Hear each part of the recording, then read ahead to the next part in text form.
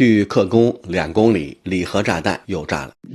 大家好，我是东龙。央视网多家媒体聚焦莫斯科最新发生的恐怖袭击事件，在俄罗斯空天部队生日宴，也就是距克宫不到2公里的位置上又发生了爆炸，造成了人员大量伤亡。其实乌克兰针对莫斯科核心人员重要场地的杀伤行动就没有停止过。之前呢是对军事高官进行袭击，你像他的总参、情报部、作战部的副部长，以及呢防化部队司令，所以都遭到暗杀。这次呢是空天部队司令生日宴，如果这么近的距离对如此重要的高官进行狙杀，说明呢情报系统在莫斯科乌克兰很发达。目前看呢，在莫斯科的狙杀行动一个重要转向，大家关注正在从军事高官向行业主管这个方向转机。除了对军方高官进行各种威胁和刺杀之外，目前在莫斯科无人机行业主要的负责人，包括一些大师正在成为狙杀目标，而且下一步采取釜底抽薪的方式，除了炸俄罗斯无人机产业链、炸仓库、炸零配件，以及呢炸工厂，现在呢核心技术人员正在成为定点狙杀目标。所以从开战到现在，莫斯科的军事高官已经有多位遇害。你如果把今后的导弹无人机设计师，包括